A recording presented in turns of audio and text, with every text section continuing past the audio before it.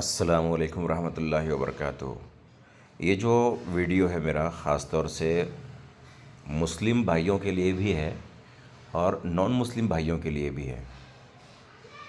आम तौर से लोगों में यानी मुस्लिम समाज में तो है, लेकिन चूँकि उनको मालूम है कि ये क्यों है, इसलिए जिनको मालूम नहीं है यानी गैर मुस्लिम समाज जो है उनमें कुछ डाउट्स हैं, कुछ समस्या होती है दो शब्द को सुनकर, हलाल और हराम।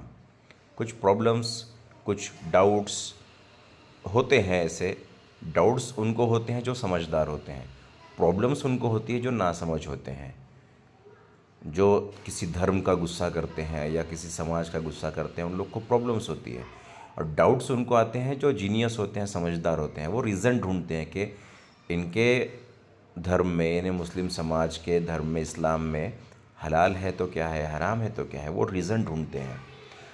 2021 में मैं मुंबई में टीचर्स के प्रोटेस्ट में गया था। आज़ाद मैदान में मुंबई में आंदोलन चल रहा था तमाम महाराष्ट्र के टीचर्स का।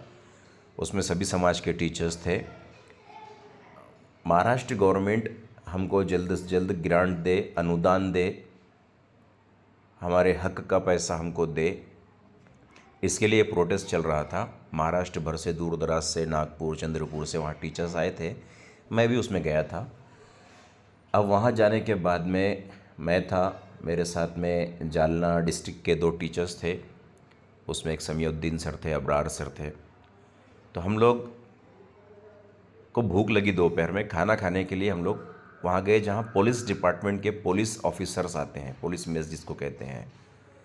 अब देखिए, पुलिस, कोर्ट, वकील, जज, पुलिस डिपार्टमेंट, इनसे वो लोग डरते हैं जो चोर उचक के भामटे होते हैं।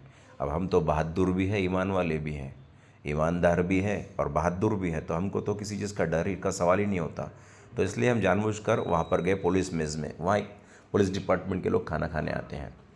वहाँ जाने के बाद अब खाना खाने के लिए ऑर्डर्स किए तो चिकन भी था। अब मैंने थोड़ा सा इंक्वायरी किया काउंटर पे कि ये चिकन हलाल है या फटके या झटके का है। अब हलाल झटके के बारे में आपको बताऊंगा।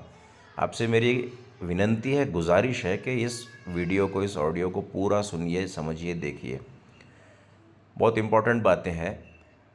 अगर आप समझदार हैं तो आपके माइंड से ये कंसेप्ट्स जो है तो क्लियर हो जाएंगे, डाउट्स दूर हो जाएंगे। मैंने उनको पूछा तो वो मेज़ के जो इंचार्ज थे उन्होंने बताया कि सर ये हलाल चिकन यूज़ होता है। तो मेरे को थोड़ा हैरत हुई कि यार, पुलिस डिपार्टमेंट में यहाँ पर ये जैसे मेजॉरिटी तो नॉन मुस्लिम ऑफिसर्स की है, फिर भी ये हलाल क्यों यूज़ करते हैं।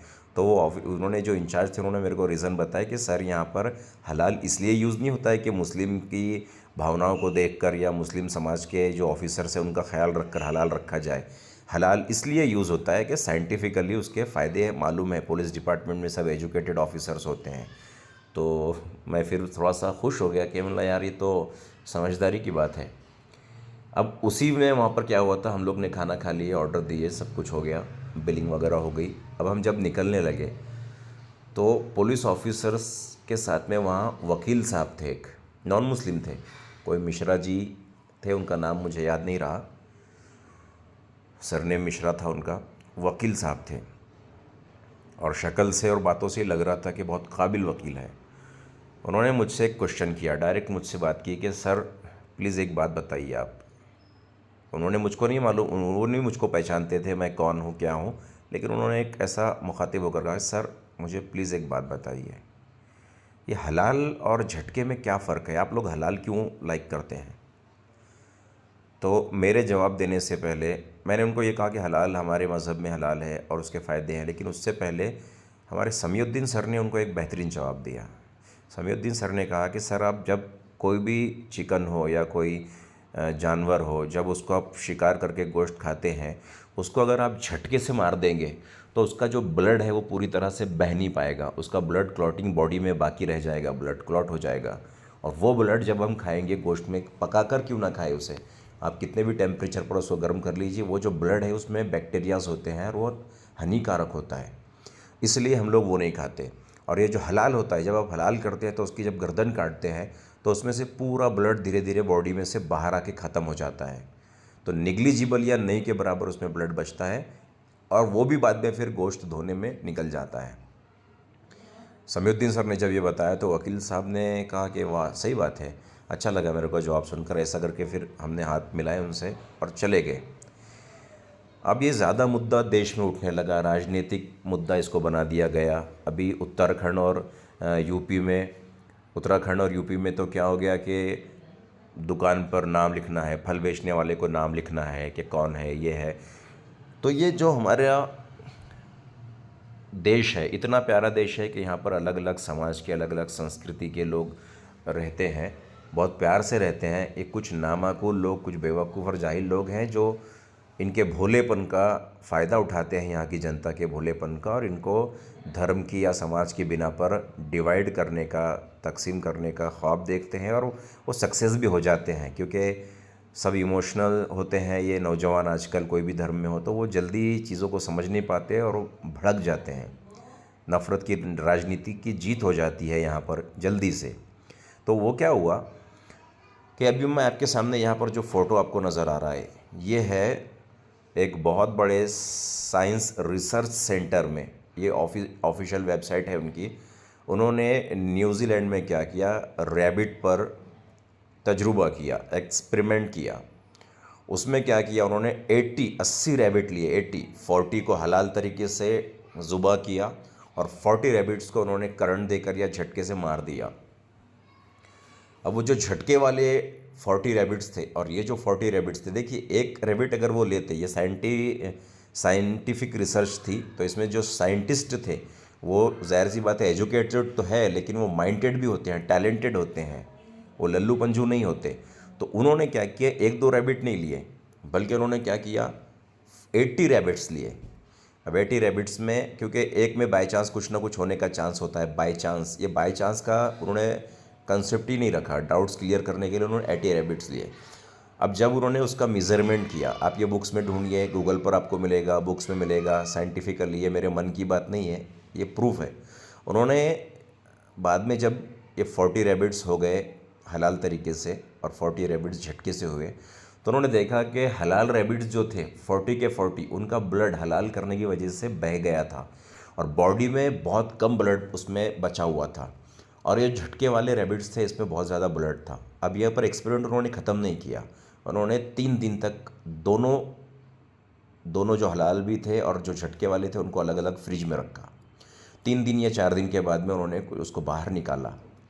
अब फ्रिज में हम इसे सोचते हैं कि बैक्टीरिया की ग्रोथ नहीं होती, लेकिन वहाँ कुछ ना कुछ परसेंट में होती होगी। उन्होंने ये सोचा, और जब वो फ्रिज के बाहर गोश्त निकाला, उनको स्टोरेज करना था, वो गोश्त ये देखना था कि भाई गोश्त तो डायरेक्ट तो समझ में नहीं आएगा कि बैक्टीरिया डायरेक्ट पैदा हो गए, मगर इसके लॉन्ग इफ़ेक्ट्स क्या होंगे, लॉन्ग टाइम इसको रखने के बाद में क्या इफ़ेक्ट्स होंगे इसमें। तो वो इफ़ेक्ट्स को चेक करने के लिए उन्होंने ये किया। तो उन्होंने हैरत से देखा कि जो हलाल तरीके से 40 रैबिट्स ज़बह किए गए थे उनमें बैक्टीरियल ग्रोथ नहीं थी, और जो झटके वाले रैबिट्स थे उनमें सब में कुछ ऐसे केमिकल्स और कुछ बैक्टीरियल ग्रोथ पाए गए, माइक्रो ऑर्गेनिजम्स पाए गए जो बहुत ज़्यादा नुकसानदायक थे ह्यूमन बॉडी के लिए। फिर उन्होंने कुछ और दिन रखा, फिर उन्होंने देखा कि और दिन रखने पर क्या हो गया कि झटके वाले जो रैबिट्स थे उनमें और ज़्यादा ख़तरनाक बैक्टीरिया पैदा हो गए और हलाल वाले में नहीं हुए। तब उन्होंने ये कहा कि ये जो मुस्लिम समाज में ये हलाल का कंसेप्ट है वो क्यों है, उनको ये समझ में आया। अब उन्होंने मुस्लिम को फ़ायदा पहुंचाने के लिए या इस्लामिक कंसेप्ट को सही साबित करने के लिए एक्सपेरिमेंट नहीं किया था। साइंस तो साइंस है, वो समाज को, धर्म को, आस्था को नहीं देखती है, वो फैक्ट्स को, रियलिटी को देखती है। अब ये तो उन्होंने अभी किया जस्ट, लेकिन आपको मालूम होना चाहिए कि 1400 साल पहले से हमारे जो किताब है जो नाजिल हुई कुरान शरीफ, ये उसमें भी ये सब हमको लिखा गया। और सिर्फ 1400 साल पहले इस्लाम नहीं आया, कुरान शरीफ जो हमको 1400 साल पहले नाजिल हुआ, उसके पहले ज़बूर है, तौरात है, इंजील, ऐसी किताबें हमारे आसमान से अल्लाह ताला के ज़रिए हमारे जो नबी थे, नबियों पर ये आती गई किताबें। तो ये कंसेप्ट तो हमारे उसमें पहले से है। अब दूसरी बात, यहाँ पर देखिए हलाल और हराम का क्या मतलब है। हलाल का मतलब ये है कि मुसलमानों को, हम तमाम मुसलमानों को, हमारा जो धर्म है इस्लाम है, वो कुछ चीज़ों को खाने की इजाज़त देता है, वो चीज़ों को हम हलाल कहते हैं। और कुछ चीज़ों को खाने के लिए सख्त स्ट्रिक्टली मना है, उनको हराम कहते हैं। हलाल और हराम में कोई ऐसा जाति भेदभाव या बिल्कुल नहीं है, कभी नहीं है, कतई नहीं है। हलाल और हराम का सिर्फ़ और सिर्फ मतलब ये है कि हलाल चीज़ें वो चीज़ें हैं जो मुस्लिम लोग खा सकते हैं, जो कर सकते, और सिर्फ खाने की चीज़ें हलाल नहीं होती, आगे आपको बताऊंगा मैं। हलाल का मतलब हम वो चीज़ें कर सकते हैं, हराम का मतलब हम वो चीज़ नहीं कर सकते। जैसे मिसाल के तौर पर फॉर एग्ज़ाम्पल, मैं किसी ऐसी लड़की या किसी ऐसी औरत के साथ कि जो मेरी बहन नहीं है या मेरी माँ नहीं है या मेरी बेटी नहीं है और मेरे लिए नामहरम है, उसके साथ मैं किसी अकेले कमरे में नहीं रुक सकता, नहीं सो सकता, नहीं गुजर सकता, घूमने नहीं जा सकता। ये मेरे लिए हराम भी हो सकता है। क्यों? क्योंकि ज़ाहिर सी बात है गलत चीज़ होंगी। तो ये चीज़ें बताने वाला हूँ मैं आपको कि हलाल और हराम का मतलब क्या होता है। अब देखिए, मेंढक मेंढक हमारे लिए हराम है, कौवा हमारे लिए हराम है, इसी तरह चूहा हमारे लिए हराम है, इसी तरह शराब। अब शराब तो जानवर नहीं है ना, लिविंग थिंग नहीं है, वो लिविंग बींग नहीं है, लेकिन शराब हमारे लिए हराम है। क्यों हराम है शराब? शराब पीने के बाद इंसान अपना सब कुछ कंट्रोल खो देता है, उसके माइंड पे उसका कंट्रोल नहीं होता, वो अपनी माँ को माँ नहीं समझ सकता, बाप को बाप नहीं समझ सकता, बेटे को बेटी नहीं समझ सकता। वो कोई भी गुनाह कर सकता है, कोई भी क्राइम कर सकता है, कोई गलत चीज़ कर सकता है। शराब हराम है। गुस्सा भी हराम है हमारे, उसमें ज़्यादा गुस्सा करना भी मना किया गया। अगर हमको ये कहा गया कि आपको ज़्यादा गुस्सा आ जाए तो पानी पी लो, खड़े हैं तो बैठ जाओ, बैठे हैं तो लेट जाओ, गुस्से को कंट्रोल करो, हमारे कुरान शरीफ में बार बार ये कहा गया है। ये सॉफ्ट है, बहुत प्यारा मज़हब है हमारा। लेकिन क्या होता है कि कभी कभी मिसअंडरस्टैंडिंग की वजह से, और ये जो नफ़रत और नफ़रत की राजनीति करने वाले और नफ़रत फैलाने वाले, जहर फैलाने वाले जो लोग होते हैं, ये ढोंगी लोग क्या करते हैं, इसका फ़ायदा उठाते हैं और गलत चीज़ें फैला देते हैं। और ये सोशल मीडिया पर जो गलत बातें फैलती है, लोग इस पर विश्वास करने लग जाते हैं। अच्छा देखिए, यहाँ जो है गेहूँ है, चिकन है, अच्छे अनाज है, दालें हैं, सब्जियाँ हैं, ये सब हमारे लिए हलाल है। अब यहाँ पर देखिए, ये भी आपको पढ़ने को बुक में मिलेगा, कहीं भी आप ढूंढ लीजिए, ऐसा नहीं कि मैंने टाइप करके लिख दिया हूँ कि हलाल चिकन खाने के फ़ायदे क्या हैं। चिकन चिकन अगर हलाल खाते हैं आप, स्वादिष्ट तो होता है लेकिन उसके बहुत सारे फ़ायदे हैं। और यहाँ पर मैंने आपको जो बात बताया वही है कि जो जो भी साइंटिस्ट थे, फिलोसोफर्स थे, उन्होंने यही कहा कि हलाल करने के तरीके में जानवर के शरीर का पूरा खून निकल जाता है, तो जिससे शरीर के अंदर, जो जानवर के शरीर के अंदर बीमारी के बैक्टीरिया है या बीमारी फैलाने के रीज़न से वो सब निकल जाते हैं। तो इसलिए हलाल मीट जो है तो झटके की तुलना में अधिक पौष्टिक होता है, फ़ायदेमंद होता है। अब एक और बात मैं आपको बता दूं, इसी तरह से ये हलाल और हराम की चीज़ों के साथ में एक और लफ्ज़ आपने हलाला सुने हैं, तो इसकी वजह से सोशल मीडिया पर मज़हब इस्लाम को और इस्लाम के मानने वाले मुसलमानों को बहुत ज़्यादा इंसल्ट की जाती है, उनके बारे में कार्टून्स और मीम्स बनाए जाते हैं और बहुत उनकी भावनाओं को ठेस पहुंचाई जाती है, आस्था को ठेस पहुंचाई जाती है। ये वो बेवकूफ़ करते हैं कि जो ये चीज़ों को मानते नहीं। मैं आपको बताता हूँ हलाला के बारे में मुख्तसर। मैं कोई बहुत बड़ा फ़िलासफ़र नहीं हूँ, लेकिन आपको बताता हूँ क्योंकि मैं तो इस्लाम को मानता हूँ, तो मुझे ये चीज़ों की मालूमात होनी चाहिए। अगर कोई हस्बैंड वाइफ है, शोहर और बीवी है, और उनके दरमियान में रिलेशन टूटने की ऐसी बारी आ गई, लास्ट स्टेज, हाँ देखिए लास्ट स्टेज भी है, ऐसा नहीं कि भाई आज झगड़ा हो गया या आज उनमें दोनों में अनबन हो गई, बीवी रूठ गई या शोहर रूठ गया, तो नहीं, ये नहीं। लास्ट स्टेज ऐसी स्टेज के जहाँ पर बस एक दूसरे को दोनों मारने या कत्ल करने या मर्डर करने के चक्कर में आ जाए, एक दूसरे से शदीद नफरत करने लग जाए, ऐसी लास्ट स्टेज अगर है कि जहाँ पर दोनों का साथ में रहना पॉसिबल नहीं है, अगर रखा जाए इनको साथ में तो एक दूसरे का मर्डर कर देंगे, क्राइम हो जाएगा या कुछ ना कुछ गलत हो जाएगा। तो ऐसी सूरत में डिवोर्स के जो तलाक के रूल्स हैं उसमें भी ऐसा नहीं है कि भाई डायरेक्ट डिवोर्स है, एक डिवोर्स दे दो, दोनों एक दूसरे से थोड़े दिन के लिए अलग हो जाओ, फिर अगर दोनों को समझ में आता है कि नहीं यार गिल्टी फील होता है, अपनी गलती का एहसास होता है, तो माफ़ी मांग लो। ऐसा ये बहुत सारा लॉन्ग प्रोसेस है, उसके लिए मैं आपको ये शॉर्ट वीडियो में सब नहीं बता सकता हूँ।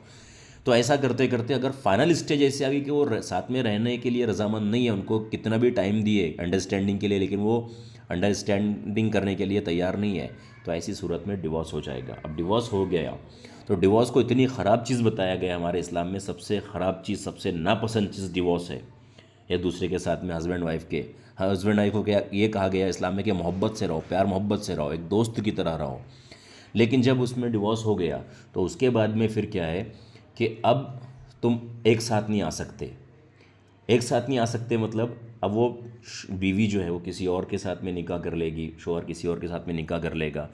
अब अगर वो ऐसा नहीं कहा गया, इसको हलाला का प्रोसेस कहते हैं आगे। हलाला का मतलब लोगों ने गलत समझ लिया है कि किसी और के साथ में कुछ करना। अब दूसरी बात यह है कि अगर ये दोनों को अगर डिवोर्स के लिए इतने स्ट्रिक्ट लॉज हमारे इस्लाम में नहीं होते तो फिर ये क्या करते, जिसके दिल में आता जब डिवोर्स लेते, जिसके दिल में आता जब मर्डर होते। आप देखिए ना न्यूज़ उठाकर, अभी मैं किसी धर्म का नाम नहीं लूँगा, लेकिन मैंने 2-3 लोगों को देखा कि मर्डर कर दिए, बीवी ने अपने बॉयफ्रेंड के साथ मिलकर हस्बैंड का मर्डर कर दी। गूगल सर्च कीजिए आप कौन है, मुस्लिम नहीं है वो लोग। लेकिन आप सोचिए, तो इससे बचने के लिए इस्लाम में एक लॉज है। आपको मालूम है इस्लामी लॉज क्या है? अगर चोरी भी कर रहे हैं तो हाथ काट देना है। क्यों इतना स्ट्रिक्ट लॉज है?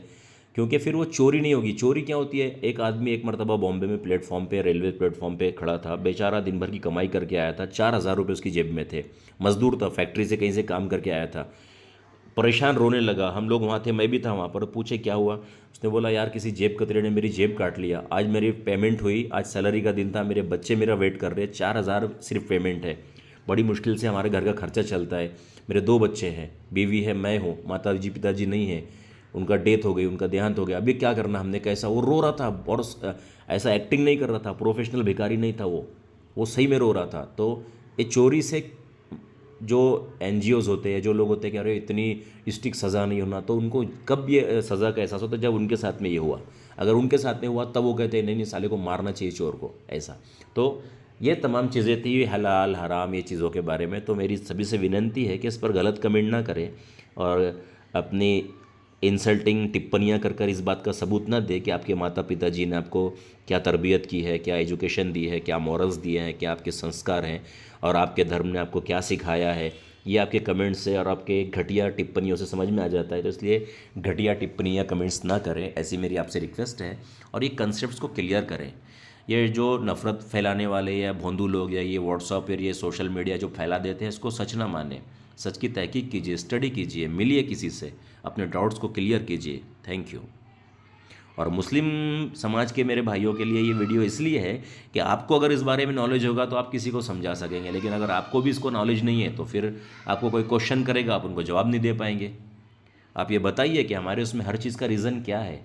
पानी बैठकर पीना है हमारे उसमें, उसकी वजह कि अगर जब आदमी खड़े रहकर पानी पीता है तो उसके इसके जो वेसल्स है, ब्लड वेसल्स नहीं, उसके जो यहाँ की नालियाँ हैं, वेसल्स जो है उसमें उसको डायरेक्ट पानी जा सकता है, सांस की नाली में जा सकता है, तो ब्रीथिंग में प्रॉब्लम हो सकता है, लंग्स में प्रॉब्लम हो सकता है, बहुत सारे उसके साइड इफ़ेक्ट्स हैं। इसलिए बैठकर पानी पीने को कहा गया, रुक रुक कर पानी पीने को कहा गया, और बहुत सारी चीज़ें हैं। हमको तो सोने का भी तरीका बताया गया कि नींद कैसे लेना है, सोना किस तरह है। जिधर लेफ्ट साइड में अपना दिल होता है वो लेफ्ट करवट पर नहीं सोना है, राइट करवट पर सोना है, क्योंकि लेफ्ट साइड में दिल पर, इन हार्ट पर प्रेशर आ जाएगा, दबाव आएगा, उसको अपना वर्किंग करने में प्रॉब्लम क्रिएट होगा, क्योंकि सोते तो हम हैं लेकिन दिल तो जागता है हमारा नींद में भी। तो ऐसी बहुत सारी चीज़ें हैं। आप इस्लाम को समझिए, बहुत अच्छा मज़हब है, सॉफ्ट है, सच्चा मज़हब है। मगर महज एक दूसरे से बस नफ़रत करना, नफ़रत करना, नफ़रत करना, इससे सिर्फ देश का या समाज का माहौल ख़राब नहीं होता, बल्कि इससे क्या होता है, अंधविश्वास बढ़ जाता है, नफ़रत बढ़ जाती है, जाहिलपन इंसान के अंदर आ जाता है। तो उसको दूर करना हमारी जिम्मेदारी है। Thank you.